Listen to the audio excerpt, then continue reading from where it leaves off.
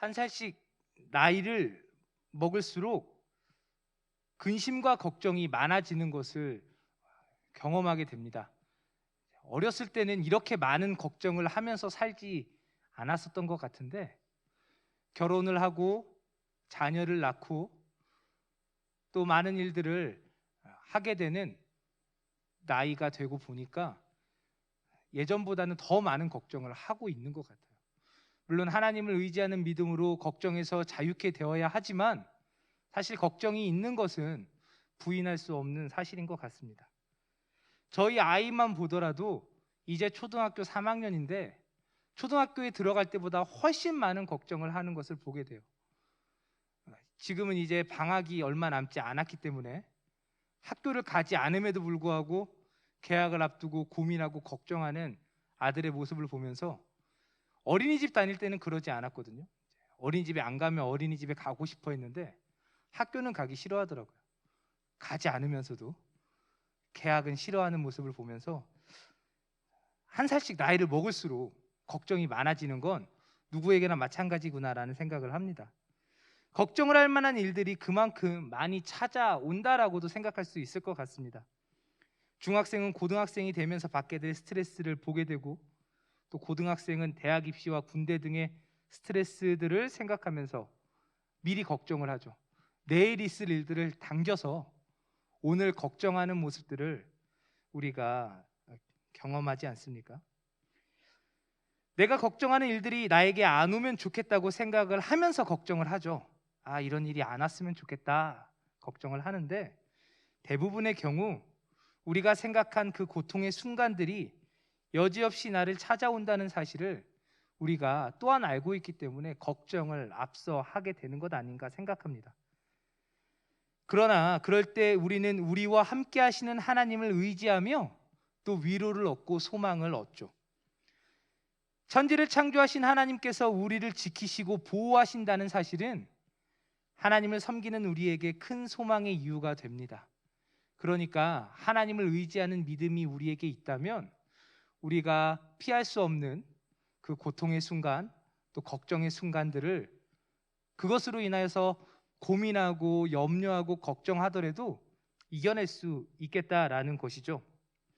그런데 이 사실이 하나님을 믿고 따르기만 한다면 우리에게 어떠한 고난도 찾아오지 않을 것이라고 말하는 것은 아니라는 것입니다. 우리에게 찾아올 그 인생의 파도, 그 파도를 두고 하나님께 기도하죠. 하나님, 이러한 일들이 내 삶에 덮치지 않기를 원합니다 기도하지만, 그래서 하나님께서 주시는 힘으로 또 하루를 살지만, 그렇게 기도한다고 해서 내가 염려하는 일들이 나에게 도무지 일어나지 않는 것은 아니라는 것입니다. 천지의 주인이신 하나님을 우리가 아버지라 부르고, 또 그분을 나를 지키시는 나의 왕으로 모신다고 해서 언제나 우리가 원하는 대로 살 수는 없죠. 세상의 주인이신 하나님이 내 아버지니까 내가 마음대로 할 거야. 이 세상에 어떤 그런 부를 가지고 있는 사람들의 자녀들이 보이는 모습들, 모두가 다 그렇지는 않겠습니다만은, 어려서부터 많은 것을 가지고 자란 사람들이 보이는 어떤 그런 아나무인과 같은 행동들, 그것이 하나님을 나의 아버지로 모신다고 해서 우리에게 나타나게 되는 모습은 아니라는 것이죠. 하지만 우리는 하나님을 섬기면 왠지 가난도 질병도 피해 갈 것만 같은, 피해 가야만 할 것 같다는 생각을 하게 됩니다.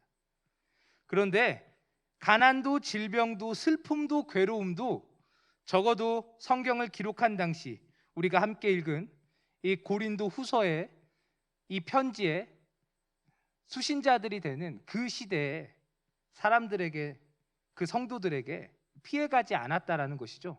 이 편지를 읽고 있는 많은 성도들은 우리가 그토록 피하기를 원하는 고통과 고난을 온몸으로 맞이했다라는 것입니다. 물론 우리도 다를 바 없습니다. 우리가 겪는 고난을 우리의 하나님의 부재, 그러니까 내가 하나님이 계시는가라는 어떤 이유로 삼곤 하는데, 내가 막 고통과 고난을 겪을 때 하나님이 정말 계시는가 이런 고민을 하고, 내가 믿음이 없기 때문에 이런 어려움을 겪는 것 아닌가라는 생각들을 하지 않습니까? 하지만 오늘 우리가 함께 읽은 말씀은 꼭 그런 것만은 아니라는 사실을 우리들에게 가르치고 있다라는 것이죠. 초대교회 성도들은 예수님을 믿는 그 믿음 하나 때문에 자신의 목숨을 걸었던 사람들 아닙니까? 그들만큼 신실함을 오늘 우리가 찾아보기가 쉽지 않죠. 하지만 그들은 그와 같은 믿음을 가지고 있어도 어려움을 겪었다라는 것입니다. 특별히 고린도후서를 보면요, 성도들이 겪는 고난이 얼마나 극심할 수 있는지를 우리가 알게 됩니다. 그래서 바울은 이 고린도 교회의 성도들에게 보이는 것보다 보이지 않는 것에 소망을 두라고 말을 합니다.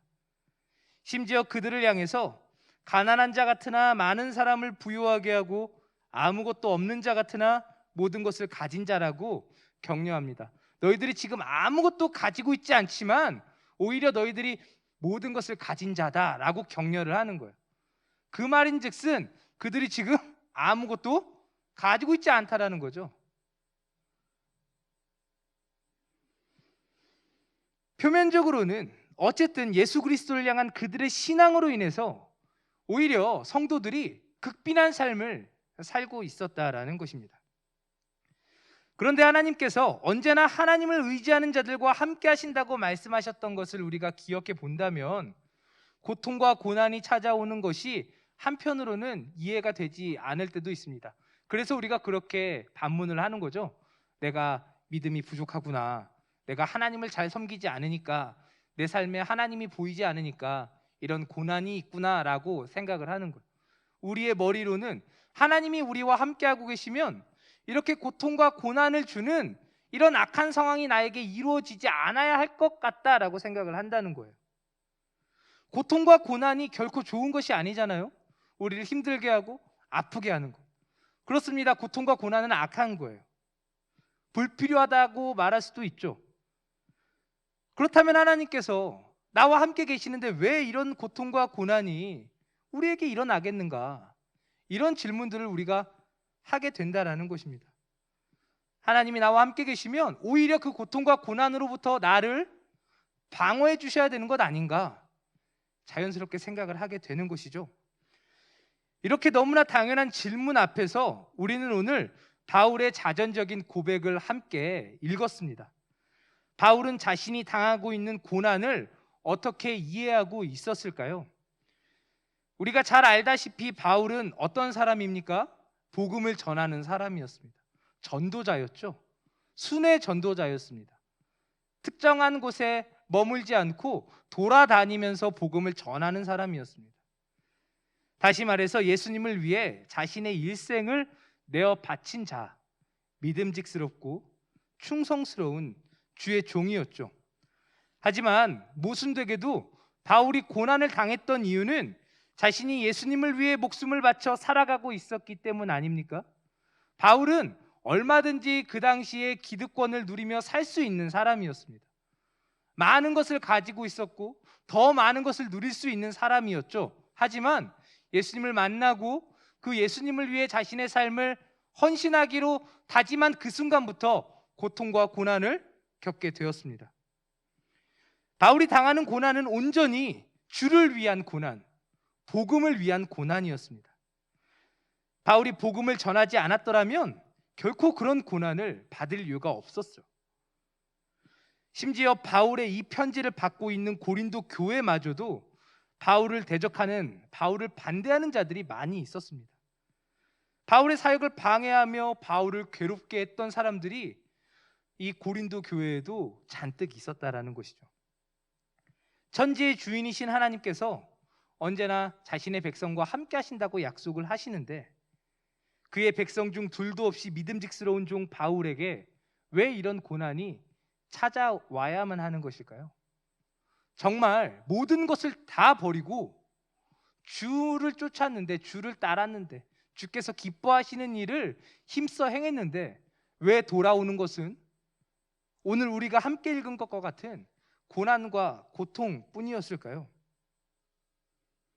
혹시 하나님께서 자신의 백성을 고통 가운데 내모시는 무정한 분이시기 때문에 그랬을까요? 아니면 바울에게 다가오는 환난을 막아줄 능력이 없는 분이시기 때문에 우리가 흔히 야, 교회 다녀봤자 다 소용없더라. 내가 열심히 다녀봤는데 다 소용없더라. 우리 그런 말들을 듣곤 하는데 정말 그래서 바울에게 이런 고난이 끊이지 않았을까요? 바울은 이런 생각들을 인정하지 않았습니다. 오늘 함께 읽은 말씀을 보면 바울은 결국 그렇게 생각하지 않고 있음을 우리가 알 수 있습니다. 자신의 생명을 위협하는 고난 앞에서 바울은요 결코 하나님께서 자신과 함께 계신다는 사실을 의심하지 않았습니다. 우리가 가장 많이 하는 게 하나님이 나를 떠났어, 하나님이 보이지 않아, 하나님 어디 계십니까? 이제 이런 말들을 많이 하는데 바울은 이렇게 사망 선고를 당한 것 같은 고난 앞에서도 하나님이 나와 함께 계신다는 사실을 믿었습니다. 그랬기 때문에 바울은 자신이 당하는 고난에도 하나님의 뜻이 있다는 사실을 알 수 있었고 그 하나님의 뜻, 그 고난 가운데서도 하나님께서 지금 나에게 원하시는 것이 무엇인가 알기 위해 집중하는 모습을 보여주는 것이죠. 바울은 하나님을 믿는 믿음으로 자신의 고난을 해석하려고 했다는 것입니다. 그러면 바울은 극심한 고난을 통해서 무엇을 깨닫게 되었을까요? 오늘 우리가 함께 읽은 이 짧은 말씀을 통해 두 가지를 깨닫고 있다는 사실을 알게 됩니다. 첫 번째는 바울은 자신의 고통을 통해 자신이 하나님만을 의지해야 하는 연약한 자라는 사실을 날마다 알게 되었다라고 고백을 합니다. 하나님께서 날마다 자신의 힘으로는 도저히 당해낼 수 없을 것 같은 고난을, 마치 사형대 앞에 선 것 같은 고난을 허락하시는 이유가 무엇일까? 그것은 그 상황에서 자신을 지켜내실 분이 오직 하나님밖에 없다는 사실을 깨닫고 하나님만을 의지하게 하시기 위함이었다라는 것이죠. 내 힘으로는 이 상황을 도무지 벗어날 수 없는 거예요. 사형대 앞에서 우리가 어떻게 도망갈 수 있겠습니까? 사형대 앞에 선 자가 맞이하게 되는 끝은 죽음이죠. 누군가가 구해줘야만 사형대에서 벗어날 수 있지 않습니까? 바울은 날마다 자신이 사형대 앞에 서는 것과 같은 고통을 겪노라라고 말하고 있어요. 하지만 그때마다 내 힘으로는 벗어날 수 없는 그 고난 앞에서 하나님을 찾고 하나님을 의지하며 도우시는 하나님을 경험하게 되었다라는 것입니다. 바울이 복음을 전하는 가운데 결코 자신을 의지하지 않고 자신의 능력이나 재능을 자랑하지 않도록 하시기 위해서 하나님께서는 바울의 능력으로는 도무지 감당할 수 없는 고난을 허락하셨다라고 곳곳에서 바울의 고백을 통해 우리가 알게 되죠. 너를 향한 나의 은혜가 족하다라고 하나님께서 말씀하십니다. 바울에게요. 바울이 복음을 전하면서 끊임없이 그를 괴롭히는 그 질병을 해결받기 위해 하나님께 기도할 때마다 하나님께서는 내 은혜가 내게 족하다라고 말씀을 하셨다 하죠. 끊임없이 죽음 앞에 선 고통과 고난을 얼마나 피하고 싶었을까요? 하지만 하나님께서는 그의 많은 능력과 그가 가지고 있는 많은 재능이 그를 교만하게 만들지 않게 하시기 위해 그를 끊임없이 고통 가운데 몰아넣어 하나님만을 의지하게 만들었다라고 바울을 통해 고백하게 하시는 것입니다. 이러한 고난 속에서 바울은 언제나 내가 의지할 곳이 하나님밖에 없다라고 절절히 깨닫게 되었던 것이죠. 우리가 잘 알지 않습니까? 바울이 얼마나 똑똑한 사람이고 얼마나 많은 것을 가지고 있는 사람이었습니까? 바울은 지도자였죠. 나면서부터 그는 많은 사람들의 추종을 받을 만한 사람이었습니다. 하지만 그는 그런 자신의 모든 조건이 아무런 유익이 되지 않음을 알게 되었습니다. 어디서요? 고난과 고통 앞에서. 내가 가지고 있는 이 많은 것들이 나에게 진정한 유익이 되지 않는다는 사실을 알게 되었죠. 바울이 가는 곳마다 교회가 세워지고 복음이 능력 있게 선포되었습니다. 바울은 우리가 흠모할 만한 놀라운 표적들을 행하며 복음을 증거했습니다. 하지만 그럼에도 바울이 자기 자신을 자랑하지 않고 교만하지 않을 수 있었던 이유가 무엇일까요? 끊임없이 자신을 낮추시는 그 하나님의 섭리 앞에서 결코 내가 내 자신을 자랑할 만하지 않다라는 것을 깨달았기 때문인 것이죠. 겸손히 끝까지 하나님만을 섬길 수 있었던 이유는 그가 그렇게도 많이 당할 수밖에 없었던 고난 때문이었다라는 것입니다. 우리에게도 고난이 찾아옵니다. 많은 고난을 경험하게 되죠. 우리는 고난을 마주하게 될 때 어떤 반응을 먼저 보이고 있습니까? 오늘 말씀을 통해 우리는 우리가 만나는 고난이 하나님을 의지하라는 신호로, 하나님께서 우리에게 주시는 사인으로 받아들여야 한다는 사실을 깨달아야 할 줄 믿습니다.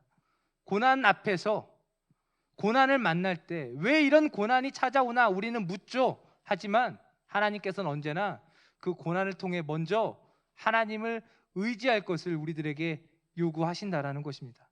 그 고난의 이유를 우리가 알 수는 없어요. 무엇 때문인지, 왜 이 고난이 나에게 찾아왔는지 다 알 수 없죠. 하지만 그 고난의 목적을 우리는 알고 있다는 것입니다. 무엇입니까? 그 고난으로부터 우리를 건지실 하나님만을 의지하기를 하나님께서 원하신다라는 사실입니다. 그리고 바울은 자신에게 찾아오는 고난을 통해서 오히려 하나님께서 언제나 자신과 함께 계시다는 사실을 깨닫게 되었습니다. 이게 참 재밌는 것 같아요. 우리는 고난을 만날 때 하나님이 나와 함께 계시지 않는다라고 말하지만 바울은 고난을 통해서 하나님이 지금 나와 함께 계신다라고 고백했다라는 것입니다. 바울이 눈에 보이지 않는 하나님과 함께하며 그 하나님을 의지할 수 있었던 이유는 바울이 지금 고백하고 있는 대로 지금까지 숱한 죽음의 순간에도 죽지 않고 살아 있었다는 그 한 가지 사실 때문이었습니다. 죽은 자를 다시 살리시는 하나님만을 의지하게 하시기 위해서, 죽음 앞에서도 하나님께서 살게 하셨고 오늘 또 살게 하실 것이고 내일도 살게 하실 것이라는 이 믿음을 하나님께서 주시며 고난 가운데 함께 하시는 하나님을 경험하게 되었다라는 것이죠. 바울에게는 뚜렷한 생의 목적이 있었습니다. 자신의 삶의 목적이 무엇인지 바울은 분명히 알고 있었습니다. 그것은 아시아와 로마의 복음을 전하는 것이었습니다. 바울은 이 비전이 주님께서 자신에게 맡기신 사명이라는 사실을 확신했고, 자신에게 맡겨진 이 일을 자기가 완수할 때까지는 하나님께서 자신을 지켜주실 것이라고 믿었습니다. 이 사실을 의심하지 않았던 거예요. 내가 복음을 전하는 자로 택함 받았고 주님께서는 나로 하여금 이 복음을 이방인들에게 전하게 하실 것이다라는 사실을 믿었죠. 그러므로 내가 고난과 고통을 경험한다 할지라도 이 사명을 주신 하나님의 계획이 끝나지 않을 것이라고 믿었다라는 것입니다. 그래서 시시각각 바울에게 다가오는 죽음의 위협은 오히려 바울이 하나님이 자신과 함께 계시다는 사실을 확인시켜주는 계기가 되었죠. 만약에 그러다가 딱 죽고 사명을 완수하지 못하면 의미가 없죠. 하지만 바울은 지금 이야기하는 것입니다. 하나님께서 오늘도 나를 살게 하셨다라고 말이죠. 누구도 피할 수 없는 이 고통과 고난을 나는 또 하루 넘어갈 수 있었다라는 것이죠. 왜입니까? 하나님께서 살게 해주셨기 때문이라는 거예요. 하나님께서 자신에게 주신 그 사명을 완수하게 하시기 위해 지켜주셨다라는 것입니다. 바울은 매 순간 감당할 수 없는 위기를 만났습니다. 하지만 그 상황을 모면하며 또 하루를 살고 복음을 전하는 일들이 이어지는 것을 경험했습니다. 그는 아마 자신의 사명을 감당하기 위해서 먼 미래를 내다보고 계획하고 중장기적인 계획을 세우며 살아갈 여유를 갖지 못했을 것입니다. 왜입니까? 매 순간 고통과 고난 앞에 서 있는 자신의 연약함을 보았기 때문일 것이죠. 오늘 하루 사는 게 버거운 거예요. 오늘 하루 살아가는 게 버겁습니다. 하지만 그 버거운 삶 가운데에서도 여전히 하나님이 함께 계시다는 사실을 어떻게 알 수 있습니까? 자신에게 주신 그 사명을 감당하는 자신의 모습을 통해서, 그 사명을 이루게 하시기 위해 지키시는 하나님을 통해서 하나님이 지금도 나와 함께 계시다는 사실을 바울이 깨닫게 되는 것입니다. 바울은 지금껏 자신을 지켜주신 하나님께서 앞으로도 자신을 지켜주실 것이라는 믿음을 역설적으로 고난을 통해서 배웁니다. 하나님이 어제도 살게 해주셨고 지금도 내가 살아있기 때문에 내일도 하나님이 살게 해주실 것이야. 예수님께서 말씀하십니다. 내일 일을 위하여 염려하지 말라. 내일 일은 내일이 염려할 것이요 한날의 괴로움은 그날로 족하니라. 여러분, 이게 말이 어렵지 어려운 말이 아니잖아요. 오늘 살게 하시는 하나님의 은혜가 내게 족하지 않습니까? 그 하나님께서 내일도 나를 살게 하실 것이라는 얘기예요. 그러니 미리 내일 일 때문에 걱정할 필요가 없다라는 것이죠. 오늘 우리가 살아있다면 오늘 살게 하신 하나님이 내일 살게 하실 거예요. 내일 일은 내일 걱정하면 되는 거예요. 우리는 내일의 염려로 오늘 근심하곤 합니다. 반대로 말을 많이 해요. 오늘 어떻게든 살았는데 내일은 어떻게 살아야 될지 모르겠습니다. 오늘은 어떻게 버텼는데, 이번 달은 어떻게 버텼는데 다음 달은 도무지 가망이 보이지 않아요. 내일은 어떻게 해야 될지 모르겠어요. 우리가 많이 하는 말, 많이 듣는 말이 같습니다.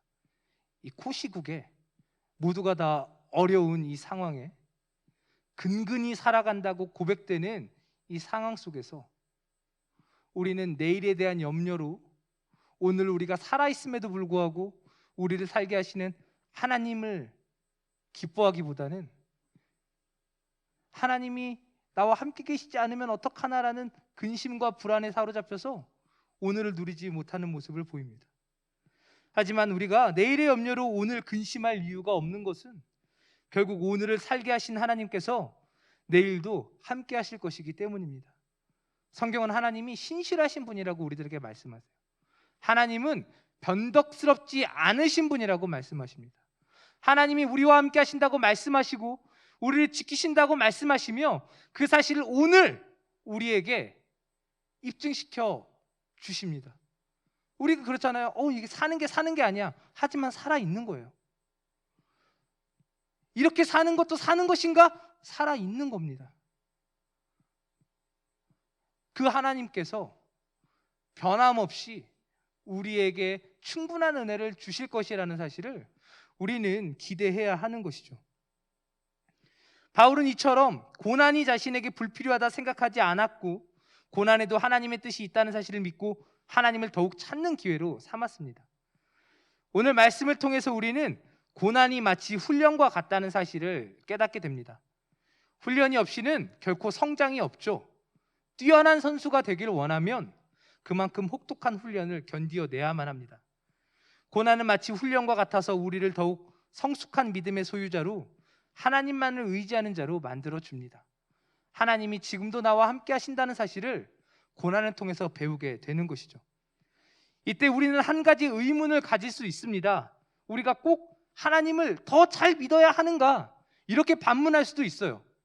하나님을 더 잘 믿게 하시기 위해, 더 의지하게 하시기 위해 이런 고난을 우리에게 허락하신다면 까짓 거 하나님 잘 안 믿고 고난 안 받으면 되는 거 아니야? 이렇게 말할 수도 있지 않겠습니까? 내 마음대로 살다가 죽기 직전에 예수님 믿고 천국 가면 되지, 이렇게 이제 말하는 것과 다를 바 없는, 그냥 대충 믿다가 그 천국 가면 되는 거 아니냐, 이렇게도 말할 수 있을 것 같아요. 하지만 이런 생각이 바로 하나님께서 바로잡기를 원하시는 악한 생각이라는 사실을 우리가 오늘 말씀을 통해 깨달아야 합니다. 하나님께서 자신의 백성들에게까지 굳이 고난을 허락하시는 이유는 하나님의 백성은 더 이상 자신을 의지하지 않고 언제나 하나님만을 의지하는 자여야 하기 때문입니다. 하나님의 백성이라는 말 자체가 하나님을 왕으로 섬기는 자라는 뜻 아닙니까? 예수님이 나의 주인이다라고 말하는 사람은 예수님의 뜻을 따라 살아야 하는 사람입니다. 내 뜻을 고집하고 주장하며 살아가는 사람은 예수님을 자신의 주인으로 여전히 모시지 않는 것에 불과하죠. 하지만 우리가 구원받은 주의 자녀, 주의 백성, 주의 종이라면 이제는 내 생각을 내세우고 주장하는 게 아니라 어떤 상황에서도 주의 뜻이 내게 이루어지기를 원하는 마음을 가지고 있어야 하는 것입니다.